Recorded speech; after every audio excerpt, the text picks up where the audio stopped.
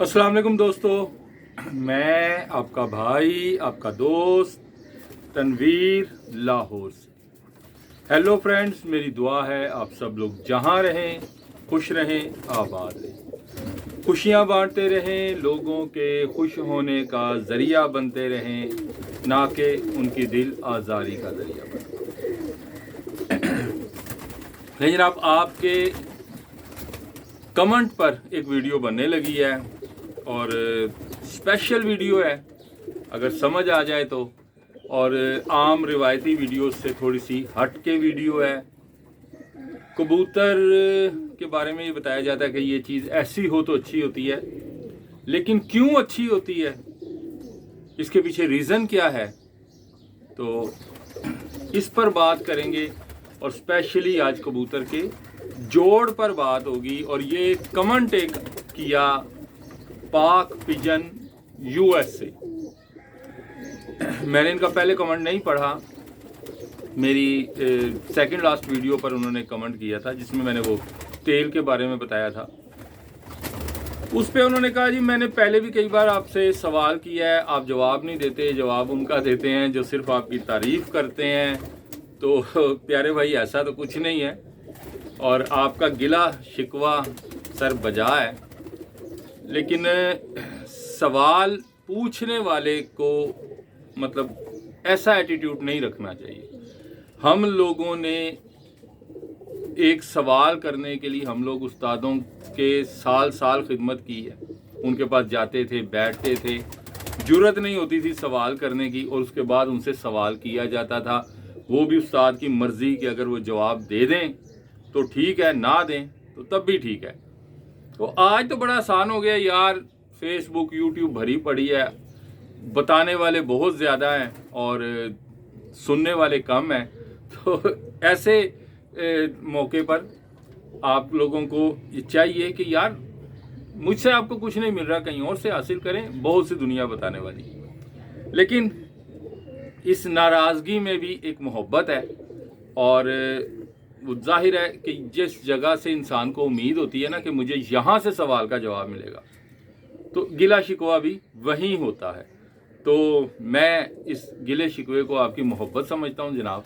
और आज स्पेशली पाक पिजन यूएस से इनके कमेंट पर आज वीडियो है, और इन्होंने कहा कि जी जोड़ के बारे में बहुत से लोग बताते हैं कि जी ये कैसा होना चाहिए, कहाँ होना चाहिए। मैंने भी लास्ट एक दो वीडियोस में ये बात की, लेकिन इसका फंक्शन कोई नहीं बताता कि ये अगर ऐसा हो तो क्यों है।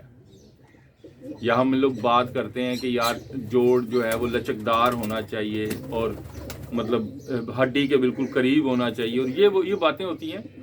तो ऐसा अगर है तो क्यों है, बड़ी अच्छी बात।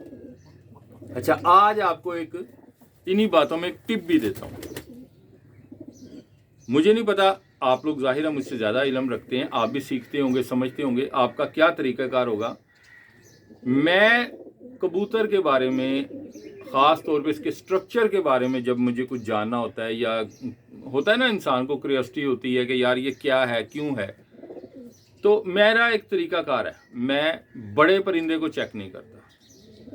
एक तो मेरे पास मतलब स्केलेटन वगैरह तो है नहीं कि ढांचा और मैं देख लूँ कि इसकी क्या क्या हड्डियाँ हैं, लेकिन आप लोगों को भी बताने लगा हूँ, एक आसान तरीका है, आप लोग भी सीखें। और यार अगर कुछ समझ आए तो मुझ जैसे कम अकल इंसान के साथ अपना इल्म शेयर भी कीजिए।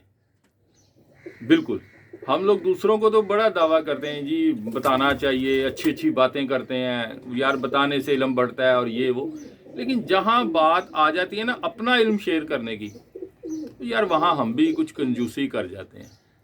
तो यार मुझे भी सिखाया करो, बताया करो। और इसका एक इंशाल्लाह नेक्स्ट प्लान है कि एक तरीकाकार बनाएंगे कि यार मेरे व्यूवर्स में बहुत से लोग ऐसे हैं कि जिनको पास बड़ा इल्म है, साहिब इल्म लोग हैं, और उनके पास बहुत सी ऐसी बातें होंगी जो वो मुझे सिखा सकते हैं, और शायद मेरे थ्रू बाकी लोगों को भी सिखा सकते हैं। तो इसका कुछ अगर आप लोग साथ देंगे तो एक प्लेटफॉर्म बनाएंगे और कोशिश करेंगे कि इसके ऊपर कुछ दोस्तों की जो राय है, जो दोस्तों के पास इल्म है और वो शेयर भी करना चाहते हैं, उसको मुझ तक भी पहुंचाएं वो, और अगर हो सके वो इजाज़त दें तो मैं उस इल्म को आगे लोगों तक भी पहुंचाऊं। तो ये एक है प्रोसीजर, इंशाल्लाह इसको नेक्स्ट करेंगे। आज आपको बताते हैं जोड़, और जो बातें की जाती हैं जोड़ के बारे में वो क्यों की जाती हैं, और दरअसल इनका जोड़ का फंक्शन क्या है। तो अपनी नाकिस जो अकल है और थोड़ा सा इल्म है उसके बारे में बात करूंगा। इख्तलाफ कर सकते हैं, बल्कि कीजिएगा, क्योंकि इख्तलाफ करेंगे तो ही मुझे सीखने का मौका मिलेगा। अच्छा, अब मैंने एक बात बताई, सब जितने उस्ताज़ कराम हैं तकरीबन इस बात पर एग्री हैं कि यार जोड़ हड्डी के करीब होने चाहिए, इनमें ज़्यादा गैप नहीं होना चाहिए, ज़्यादा फासला नहीं होना चाहिए।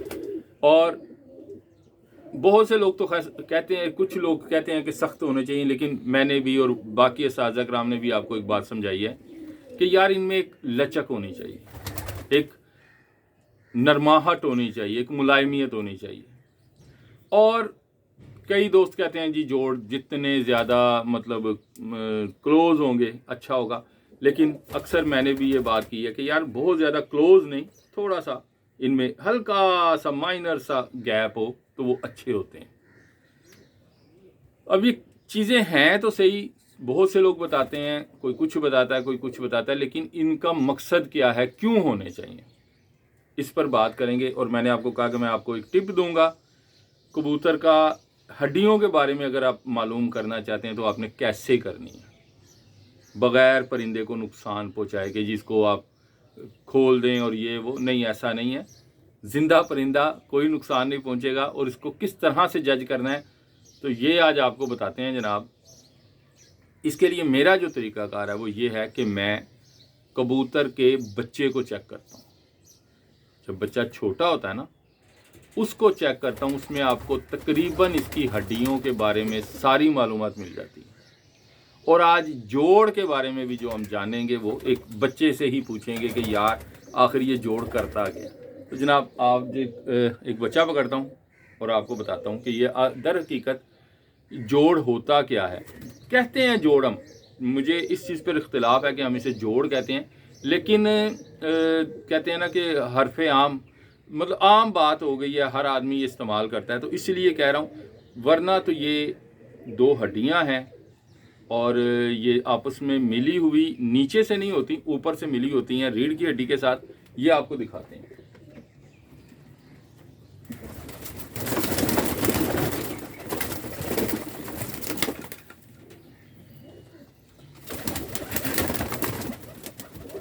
ले जनाब, ये एक बच्चा है मेरे हाथ में और ये टैडी प्योर है, अभी बहुत छोटा है, मोरा वगैरह देखें आप इसका, ये देखें। और अब जो आप बात आपको दिखानी है समझानी है उसके बारे में गौर करें। ये जो इसकी टांग है ना, लेग, इसकी आप मेन समझ लें कि 3 हड्डियां हैं। एक ये यहाँ, ये जो आपको नज़र आती है, ये नली बोलते हैं अक्सर हम लोग कि यार नली खुश्क होनी चाहिए, नली पतली होनी चाहिए, ये हड्डी। दूसरी ये हड्डी, ये ऐसे बैंड है, ये देखिए, ये 3 हड्डियां दरअसल ऐसे बैंड हो जाती हैं। ये जॉइंट है, ये जॉइंट है, और एक ये जॉइंट है। एक हड्डी, 2 हड्डी, और ये तीसरी हड्डी। यार ये भी बच्चा थोड़ा बड़ा है, मैं इससे भी छोटा बच्चा पकड़ता हूं ताकि आपको नजर आए।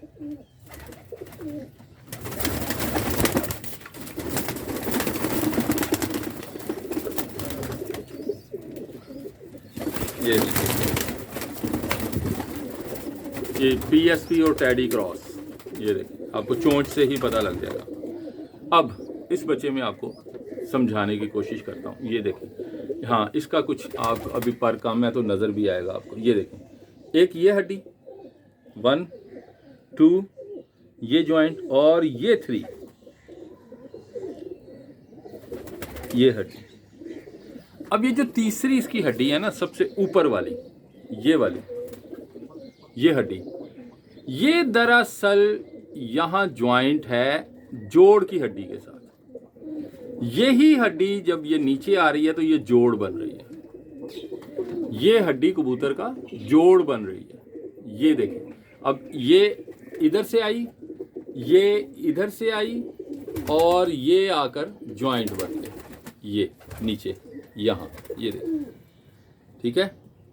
ये दो हड्डियां आई और ये जॉइंट बन गए, ये है जॉइंट। अब जो सीने की हड्डी है, उस हड्डी का ये जो जोड़ की दो हड्डियां हैं, इनके साथ कोई ताल्लुक नहीं है। सिर्फ ताल्लुक ये है कि रीढ़ की हड्डी से पहले सीने की बारीक पसलियां निकलती हैं और नीचे फिर एक हड्डी होती है जिसको कील बोन कहा जाता है, जिसको हम चेक करते हैं, यार ये हड्डी लंबी हो, छोटी हो, गोल हो, सीधी हो, वो व्हाटएवर, वो पसलियों के साथ रिलेटेड है कबूतर की।